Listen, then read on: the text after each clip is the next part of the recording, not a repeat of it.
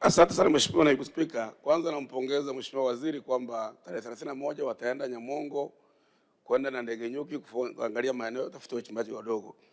Lakini Mheshimiwa Naibu Spika, katika hifadhi ya Serengeti kata ya Kuihancha, Goronga, Nyanungu na vijiji 7 inasemekana kuna madini pale. Na tunapata madhara, vijana wetu kwa na Kenya wanapoteza maisha, zaidi watu 16 wameshakufa.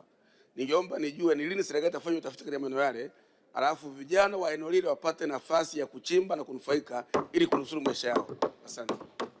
Naibu Waziri, majibu ya swali hilo.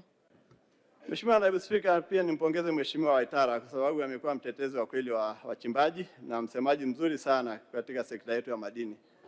Nipenda tu kumjulisha kwamba kwa mujibu wa sheria zetu na matumizi ya maeneo mbalimbali yaliyotengwa nchini, kama ni ya hifadhi, kama ni ya malisho, taratibu zinapozingatiwa kwa eneo ambalo lina manufaa makubwa ya kiuchumi na aina nyingine ya uwekezaji ambao unatija zaidi kwa taifa, kuna utaratibu wa kuweza kuyatenga maeneo hayo kwa ajili ya wachimbaji ambao wako tayari kuwekeza. Kuna mfano hai katika madini ya urani ambayo yanachimbwa katika eneo la Mto Mkuju.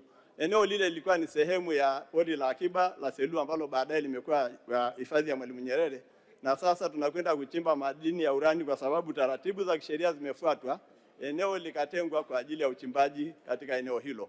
Hivyo katika eneo la Serengeti taratibu hizo zikiweza kuzingatiwa na tathmini zikafanyika, uwezekano wa kupata maeneo upo. Mheshimiwa Naibu Spika, asante sana.